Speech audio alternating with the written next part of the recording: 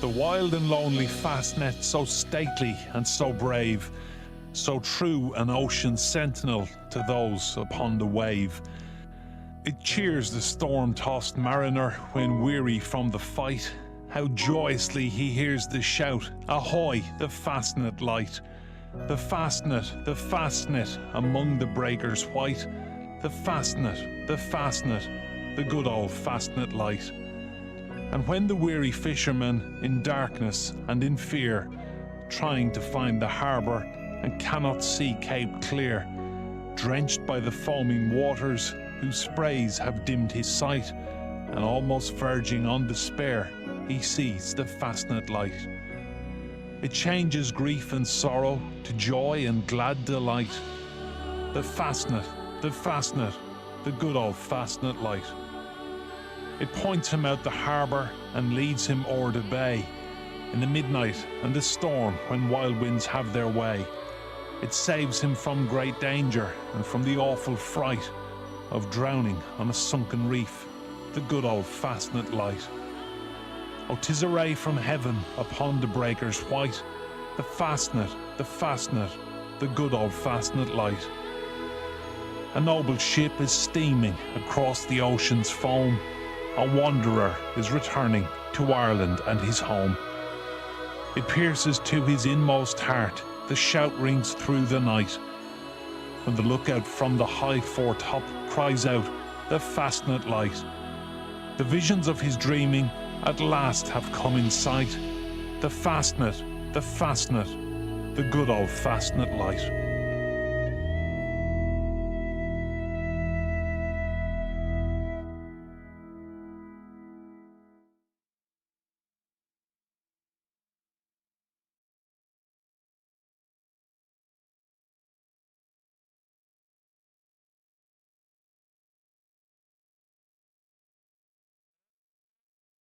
To cows, the Fastnet Rock, the Fastnet Race. It barely needs any introduction at all, does it?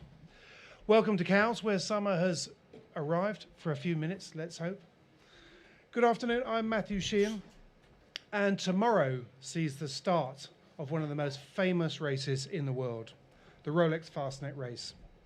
For many, it's the focal point of their season, but as we know, this year in particular, just getting to this point has been really, really tough. But thanks to the determined effort of the organisation and indeed the belief and support of the competitors, we're back, and it's big. This is the 49th edition of the race, with 347 boats due to start here tomorrow, and that's more than 3,000 sailors.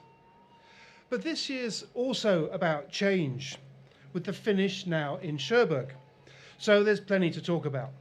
And to kick that off, who better a person to talk to than James Neville. James is the Commodore of the Royal Ocean Racing Club. James, thank you, Matthew. Welcome. Thank you. It's been a difficult 18 months, hasn't it? Well, no, it's not. It's not been too bad. Obviously the COVID stuff has been a bit more of a challenge, but I think we've seen our way through to the Fastnet with the finish in Cherbourg, and we're all very excited about that. And the recent announcement from the UK government, that must have been quite a good news, really. Yeah, that's terrific news. I think it was quite well signposted, but that means that the majority of boats should now be able to stop in Cherbourg and enjoy the hospitality when the boats finish and get there. That's good news. Now, tell us a bit about your boat, because you're competing as well. So tell us about your boat. So, yeah, my boat is Eno XXX. It's a HH42. We normally race with the fast 40s. But we also enjoy doing the offshore races with Rourke, and this is the third time we've done the Fastnet in this boat. So we've done 3 full seasons of RRC racing. Have you got a particular set of conditions that you like? Probably not upwind for the next 3 days. Well, no, we're fine with the upwind, and definitely looking forward to the first 24 hours. But we really want to be able to stretch our legs in the Irish Sea and get the reaching sails out. And will you be stopping in Cherbourg, or are you coming straight back? Yeah, no, definitely going to be stopping in Cherbourg, and I have to be there for the prize giving as well. So looking forward to the celebrations there. Good. Well, thanks for joining us, and good luck. Thank you, Matt. On the other side of the channel, Eric de Turckheim is the Vice Commodore of the Royal Ocean Racing Club, and he's also competing in his boat Teasing Machine, which many people will be familiar with. I spoke to him a few days ago, and I started by asking him whether he was surprised at the turnout for this year. No, I'm not surprised because the Fastnet race is not only historically a race where an extraordinary race for any sailor. They always dreamt of doing the Fastnet at least once. So I'm not surprised at all. You see a lot of boats which on the Fastnet year do the qualification and participate to the Fastnet, and they will do that essentially on a Fastnet year. When you see the number of participants to the Rock races pre-Fastnet, we have a significant higher number in all the races in a Fastnet year. The finish is in Cherbourg this time for the first time. Do you think that that's helped to raise awareness for the race in France? Definitely. I think definitely there will be a big cover, press cover, television cover, radio cover. So there will be certainly it will certainly appeal to the public, and even I'm based in Cherbourg at the moment because that's the only way we can't land in England. So and you've got some advertising. It's in 8 days or 10 days, I can't remember the number of days. Fastnet is arriving in Cherbourg, so you have already quite a lot of animation around the arrival of the Fastnet race in Cherbourg. It makes it quite a bigger race, doesn't it, in many ways? When you describe it like that and the days that you then have to work back, it's quite different, not just at the finish, but it's quite different at the start as well. Yeah, it is. I mean, overall, even if the race is just 3 days, overall it's probably 8 days between the start of the preparation to the finish line. So it's a significant commitment for everybody on the crew.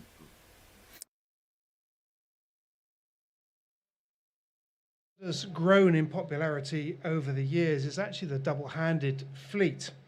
And in that fleet is Dee Caffari. Now, Dee Caffari, who joins us now on the stage, is best known probably for her round-the-world exploits. She was the first woman to sail around the world in either direction. She sailed around 6 times. She's only the only woman to have sailed 3 times around alone, and the list goes on and on, Dee. But first of all, I'll start with you, Dee.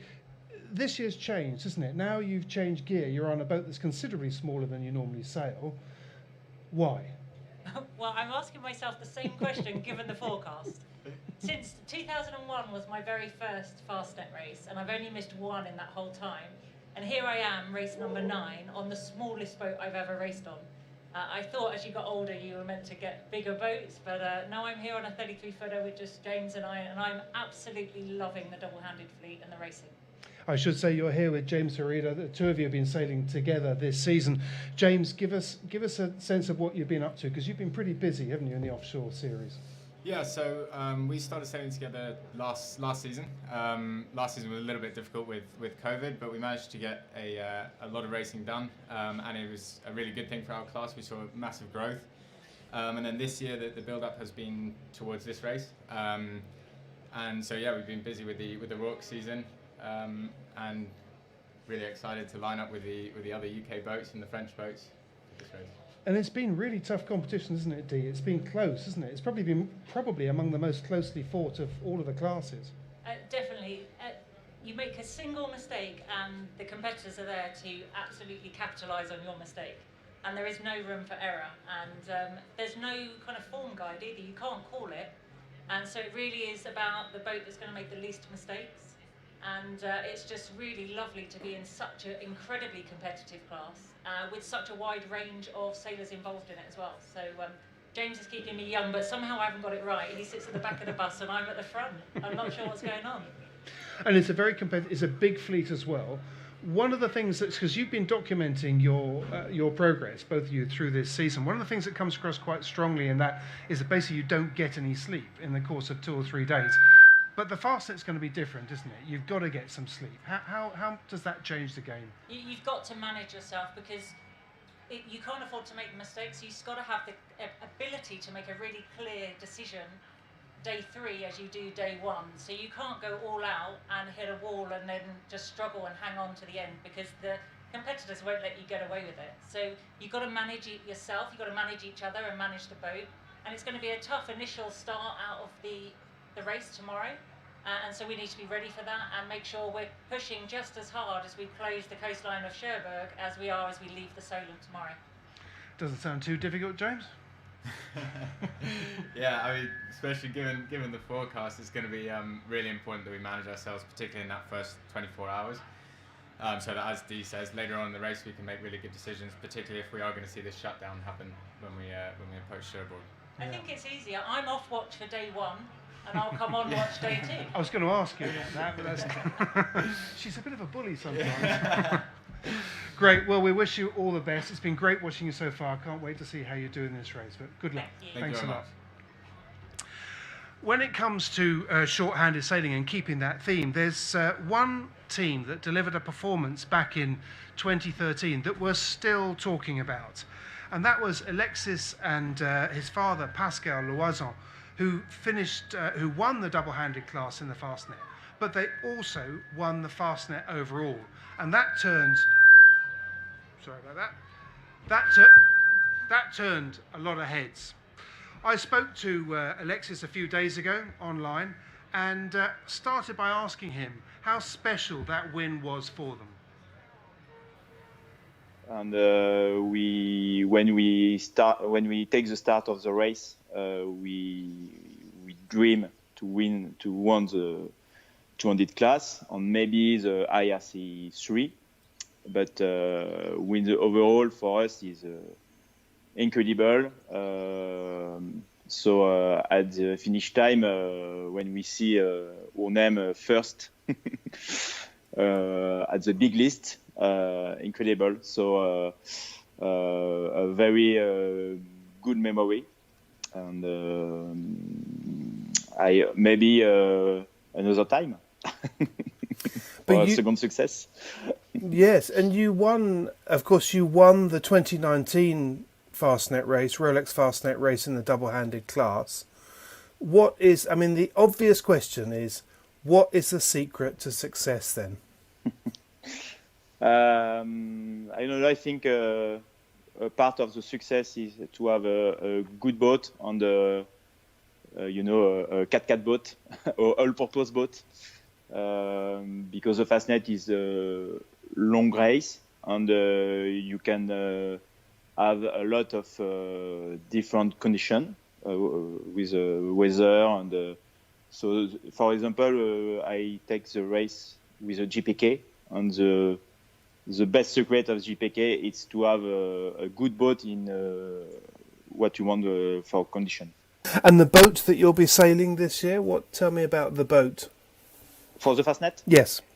Yeah. So it's the same boat like 2 years ago when we won with Jean-Pierre Kelbert. The name is Léon. It's the last design of the GPK composite. A very good boat to when there is a reaching or downwind condition. We've been talking to people who are stacked full of offshore experience, but not everybody that is doing the Fastnet comes to it with that level of experience. In fact, some are doing it for the first time. And I'm delighted to be joined by Zoe Donano over here. Thank you very much for joining us. First of all, slightly embarrassing question, but I have to ask, how old are you? 12. 12. That's pretty impressive. I guess you must be the youngest competitor in the Fastnet. Yeah. What are you sailing? I'm sailing on Challenger 2, a 72-foot yacht, a tall ships boat, and I'm fundraising for them as well. Tell us a bit about the fundraising. What's that part of? Well, I'm hoping to raise £10,000 to help 12 disadvantaged young children have an experience in sailing with tall ships. And so how did you get involved in offshore sailing? Well, my father has always been a keen sailor, and he did a lot of it when I was younger.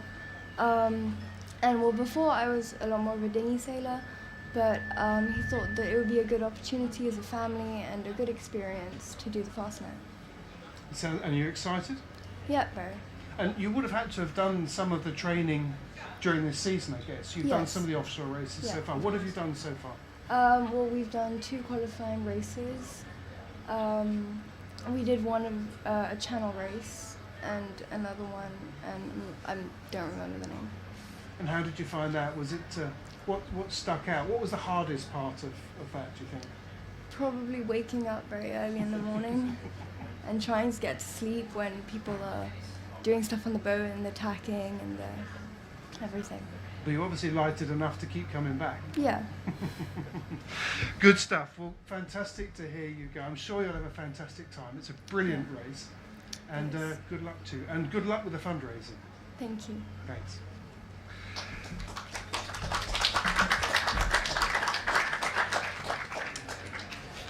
Now, as we mentioned earlier on, just at the beginning, the finish for the first time in the history of the race will be in Cherbourg. Now, someone who knows both sides of the channel extremely well is solo sailor Sam Davies, and she's famous on both sides of the channel. And she's going to be sailing her Mocha 60 double-handed, Initiatives Cur. And I spoke to her the other day about how much of an impact she thought that Cherbourg would have on this race. Well, it's definitely going to help us because we're going to be able to get off and have a beer at the end of the race. And if it had been a finish in Plymouth this year, we wouldn't be able to do that. So I'm not sure whether I said if we finish on the podium, we'll bring the boat in and celebrate. But I think we might have a plan to stop anyway for a night in Cherbourg. And but yeah, definitely all the French. I think a lot of the French teams will definitely make the most of finishing in Cherbourg to stop and pit stop and have a beer and a steak frites and celebrate the end of the race that way. So yeah, shame for I guess there'll probably be some Brits that do that. The Fastnet race, and that's why it's such a great. Well, apart from the fact I'm British and I love that race, and I've done it since I was 19 years old. It's a great race as well because we're sailing around the coast heading towards the weather systems that are coming towards us generally. So it means that we're guaranteed to have a lot of different conditions, and that's what makes it so exciting and interesting. And you're never going to be bored in a Fastnet race, and you're always going to finish completely knackered because there's so many sail changes. But I think because of that, and because it's pretty much sure not to have reaching or foiling conditions for the whole of the race, then that will that should open it up to be more of an equal competition. And we saw 2 years ago we all hooned across the Irish Sea both ways, but at the end of the day, I think what made a big difference was more how we sailed the light stuff at the beginning and how everybody Spinnaker ran into the finish in Plymouth. So I think it's great because hopefully we will see at some point during the race the potential for the foiling boats and the new ones, and especially for us on Initiative Care to have fun and try and send it as fast as a new boat. So it'll be great to see moments when those boats will just light up and burn off, but there's usually opportunities for everyone to get back together again. This year has seen a strong participation in Rolex races. It always is in the Fastnet races. People build towards what for many is the big one. But among those who are taking part is our next guest, Tom Chaining. Tom, welcome. Good to see you. First of all, what are you sailing? I'm sailing on Sunrise, which is a JPK 1180 IRC2. Now, you have had a very good season so far, haven't you? You're actually leading the points table overall, I think. Is that right? Yeah, I think we're just leading overall. And I think we're leading Class 2 by quite a small margin, depending on how the discards all work out as well. What kind of a season's it been so far? I mean, it's so far been a very light year. So, considering we're a wide double ruddered boat with a short rig, I'm quite surprised that we're doing as well as we are. But yeah, it's been very different to the forecast we've got for tomorrow. That's for sure. Yeah. Will that play more? I mean, we appear to have an awful lot more breeze for the race going forwards. Is that better for you? Yeah, we don't mind. We don't mind a bit more breeze. We just don't really remember the last time we sailed in it. So it'll be interesting to see how it goes. In theory, if we're slightly cracked sheets on the way back from the rock and plenty of breeze, we should be pretty happy. So how important is this race? By the sounds of it, with a narrow points margin, it is pretty important. Yeah, very big race for us.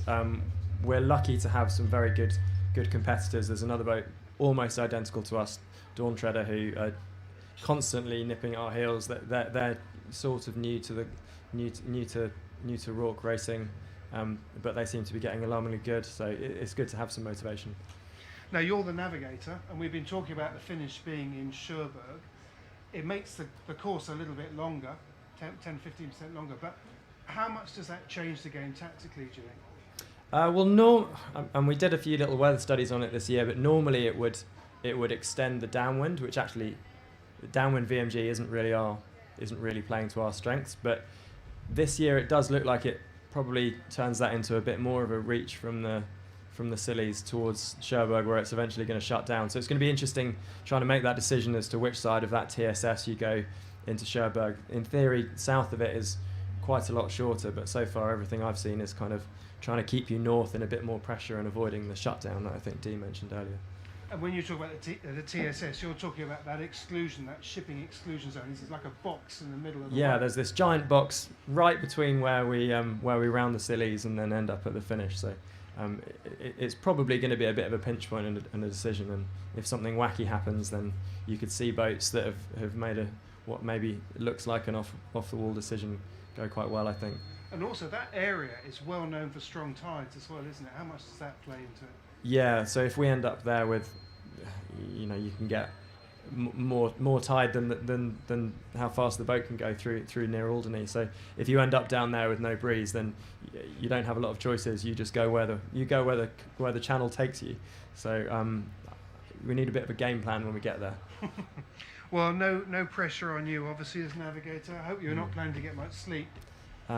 I think I might try and get some sleep in early later on. Luckily, we've got a really good gang, and Susie Peters, who sails with us, sort of shares some of the nav with me as well. Lets me have the occasional nap, so it should be fine. Good. Well, good luck in the race, and good luck in your charge on the points championship, the offshore point championship. Thank you very much. Thanks a lot, Tom. Another popular class in the Rolex Fastnet, and one that's been growing over the years, is the Class 40. And this is a class that is notorious for the development and the change in the design of the boats and the rapid acceleration of the performance of these boats.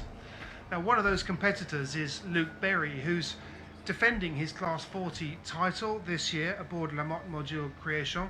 And I spoke to him again online a few days ago about the new generation of boats and how the bar was now raised even higher. And I started by asking him what could be in store this time around. I find it a very interesting course because it's not, well, okay, it can up and down to the Fastnet can be a sort of straight line reach, but before and after that there's lots of tactical and different passages where even the slower boats, so to say, can come back. What's your goal? Do you have a particular target in mind? No, well, our goal is to try and at least be up on the podium and, if possible, win. Like every race we do. The last race we went to the Azores and back, we managed to finish for 5th, which was quite good for our boat. The race before that was the Normandy Channel race, which is actually quite close to the Fastnet course, because we go around the Isle of Wight, we go up to Tuscar to Fastnet, and we finish in Caen. Here we're going to finish in Cherbourg, and there we came 2nd. So I think there's definitely room for a slightly older boat like ours to be up the top there. Is there a particular sort of set of weather conditions that what would be your optimum weather conditions for the Fastnet race? For me, it would be up. If we could have sort of up and downwind sailing, sort of VMG, beating and running. Our boat is quite fast in those conditions. Reaching, we're all right until 12, 13 knots, but as soon as you get anything above 15, the new boats are just... Fastnet Race is a family affair, and my next guest is indeed two families. We've got Damien Smith and his daughter Alexandra, along with Mark Denton at the end and his son Freddie, and they're all sailing together. First, Damien, you're the owner. First of all, tell us about the boat. We're racing on a boat called Simple. She's an XP44. This is the second Fastnet that we've done since I've owned Simples, mostly found combining offshore racing and performance 40 in the Solents. But we're one of the longest but heaviest boats in that class. So we're sort of looking forward to the conditions tomorrow. It gives us an opportunity upwind to stretch our legs before the slightly lighter boats come past us on the way back. Well, we just think they haven't got ovens on board. So you've got another advantage there. Ovens, well, we don't have microwave, but your stereo, yeah, exactly. Is this the first time that you've sailed with so many friends and family, or is that how you normally sail? I've built a crew over the last 5 years of people that I've either coached sailing as youth and met through family friends, and so we really try and keep it as a keen youngsters event with experience, Mark, and on board, and give opportunity to friends and family. So whether it's through the sailing club, through dinghy, or just friends that we've met on the way. Mm. So, Alexandra, how long have you been offshore sailing? Not long. I did my first offshore race this year, which was a good experience because my dad kind of mentioned doing the Fastnet race to me, and I thought, why not? It's a really good experience, something I've never done before. So yeah, it's very new to me. And what have you found? What's really stood out so far in the offshore racing that you've done? What do you enjoy the most about it? I think the whole thing is just so different, doing the overnight sailing as well as during the day, managing sleep, just the whole experience is so different to anything I've done before in sailing. So. Excellent. Yeah. Mark, I'll just jump to you. As a former BT Global Challenge skipper, offshore sailing's your bag and very much your thing. Tell us a bit about what's the big appeal of the Fastnet? Yeah, so we love our offshore, and this forecast is pretty similar to what we used to experience in the Global Challenge. So hopefully we can remember how to handle some of that. It was a good few years ago now, but the Fastnet is a real particular race. It's intense. It's only 3 or 4 days long. A race of that length, you don't really have time to get into it. Your body to adjust to it. So it's a real challenge mentally, physically, tactically. I mean, it's a coastal race. It's just a really demanding race. And as Dee was saying earlier on, just to stay focused and keep your energy up, all the way to the end is a really, really big challenge. Yeah. Freddie, I hope he hasn't put you off by saying that. No, he really hasn't. I'm really looking forward to it. Are you? What's drawn you to it? Why do you want to do it?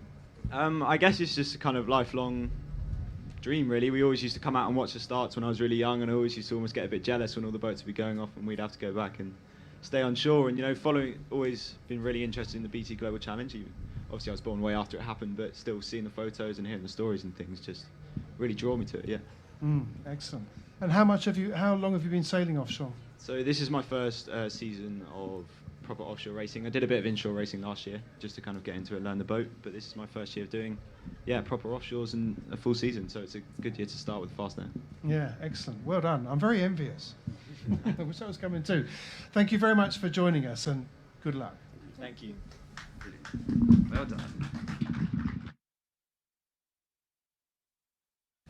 Now, talking of big boats, well, I'm going to talk of big boats anyway. There are some big boats. You've probably seen one of them out here already. Oh, I beg your pardon. I've jumped ahead. Hello, George. Welcome. Hello there. How are you doing? Do come up. Oh, I'm very well. Yeah.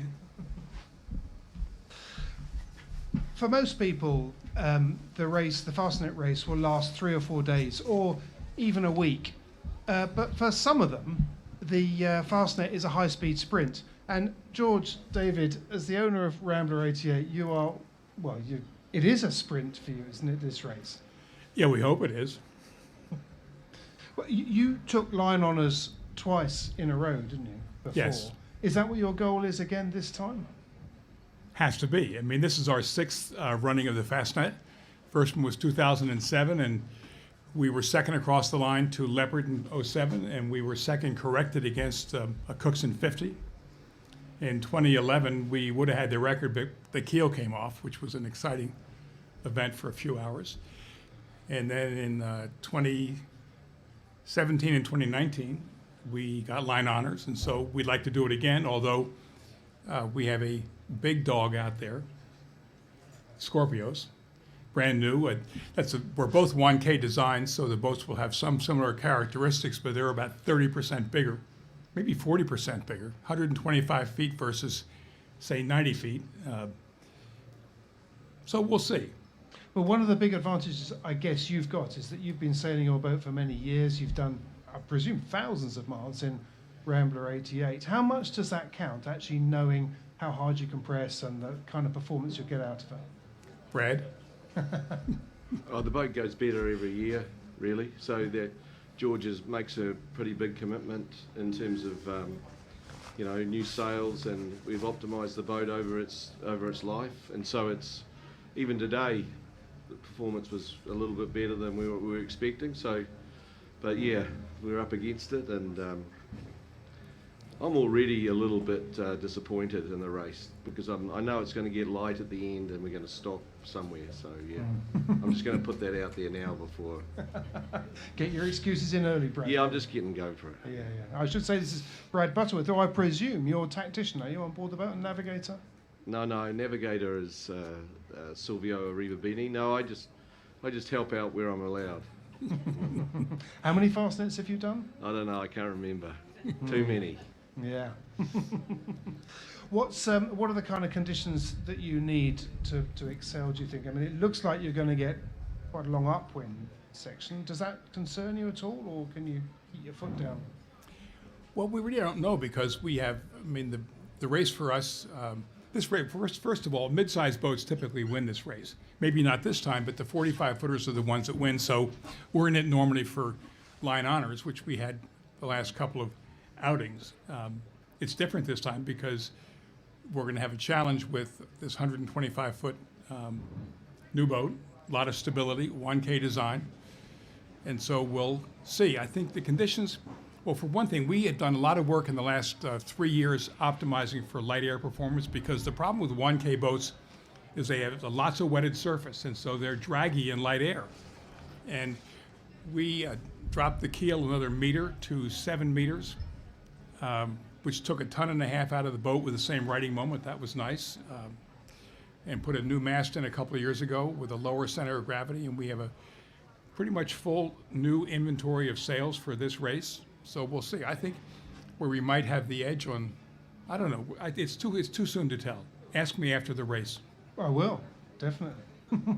Well, it sounds like you've done an awful lot of work in getting ready for the Fastnet race. Always great to watch your performance around the course. Thank you very much indeed for coming to meet us, and good luck. Thank you very much.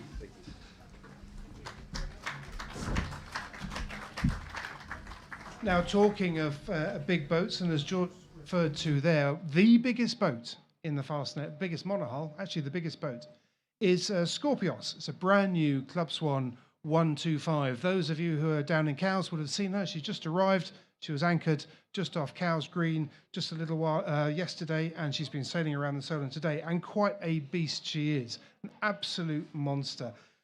It's very early days for this boat. There's going to be a lot of attention focused on it. It's only just been launched this season and come down from the Baltic where she was built.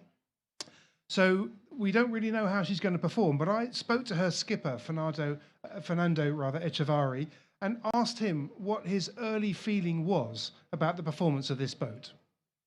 We see the potential in light and medium winds is incredible. The boat is super powerful, is light and it's big. So and apart from that, the design is super good for that kind of conditions.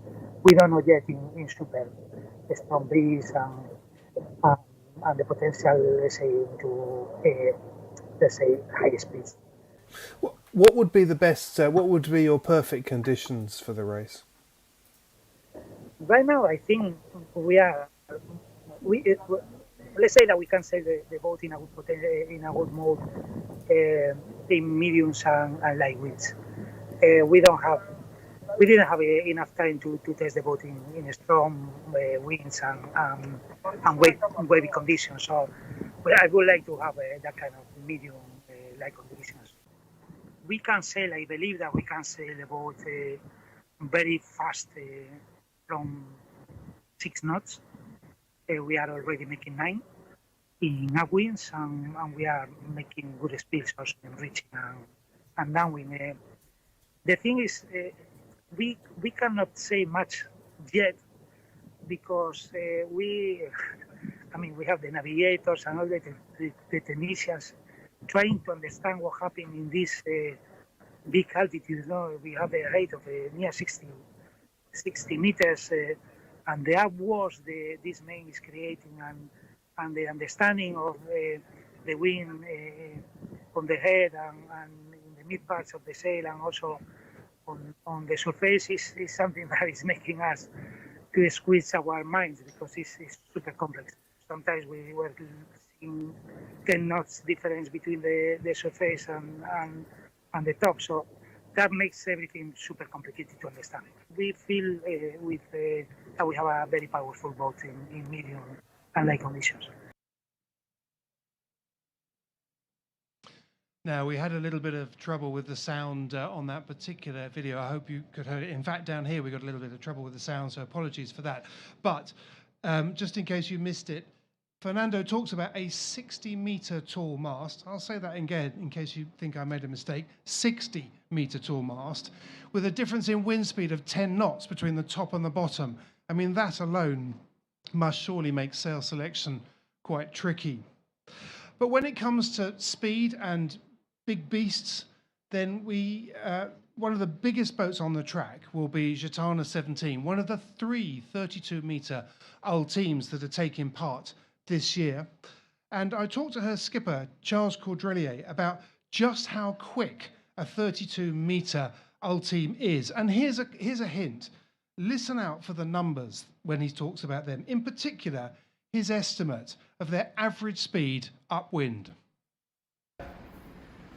It will be to start with southwest and finish with northwest will be perfect. Soft to go outside the Isle of Wight and then catch a front in just before the Fastnet or after the Fastnet and come back with the northwest. But you know, our boats are very fast, even upwind. So if we can go straight line, even if it's upwind, we can reach 30 knots of average speed. So upwind, so 29. If it's not full upwind, if you do a fast mode, you fly and then you reach 30, 31. So yeah, we just need more than 15 knots of wind, 16. Ideally, we'll be 17 to 18 knots because the sea state is not big and we can go fast upwind and downwind in this condition. When you are 40 knots, you feel safe. I mean, under 35, you feel you are not fast enough. We can do it for sure in less than 24 hours, but we need to be a bit lucky because during this leg you change direction a lot, so you need to be lucky with the wind shift to be always in the good twin angle. Will be the same crew as usual, six guys on board, only 6. What is difficult is more about tactics. If you want to tack or jibe, it's very easy to tack and jibe with the Mod 70, and with Gitana you cannot do it. I mean, to drop a foils and tack, and you lost a lot. Even for jibing, when you start to drop, which will take a few seconds on a Mod 70, then you will lose 5 or 10 minutes to really do a perfect jibe. So, for the avoidance of any doubt, he really did say these things, averaging 30 knots upwind, at 40 knots you feel safe, and a full crew of 6. Plus, the Rolex Fastnet Race could be possible in under 24 hours. That is incredible. And of course, it also means that catering is quite simple. Just pop along to your local petrol station, buy some sandwiches, and you're good to go.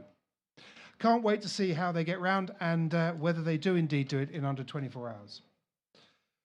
So that wraps it up for this year's preview.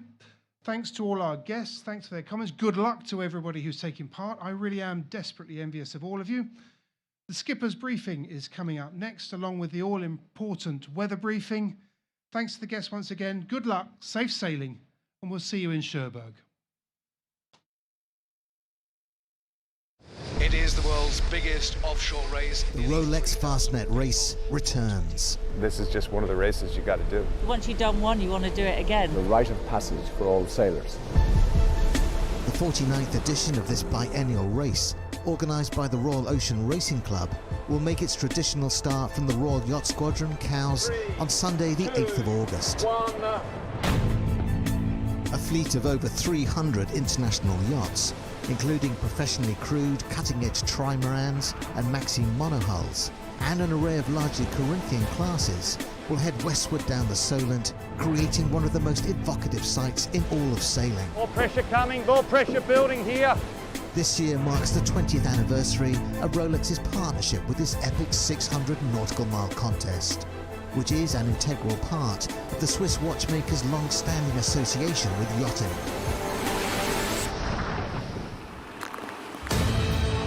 Landmarks en route include the Needles, Portland Bill, Land's End and the Scillies. That's looking quite nice, mate. Maybe 20 knots. Sailors will face down the elements across the Celtic Sea to the Fastnet Rock off the southern tip of Ireland, and one of the most iconic rounding points in sailing. It has its very dangerous moments. We'll probably get 4 or 5 hours sleep in that for 60 hours. I think I can cry if I finish it all. However, for 2021, there will be an historic change of race course. For the first time ever, the finish will be in France, in Cherbourg-en-Cotentin. The overall victor on IRC handicap not only receives the Fastnet Challenge Cup, but a guaranteed place in sailing legend. The scale of the challenge is immense and demands flawless preparation, perfect teamwork, and unrelenting mental and physical endurance. Truly the most difficult race in the world to win. Qualities that create a tangible sense of belonging and community. It is a competition which inspires and unites. With nearly a century of history, the Rolex Fastnet is revered across the sporting world. You want to be able to say, I finished a Rolex Fastnet race.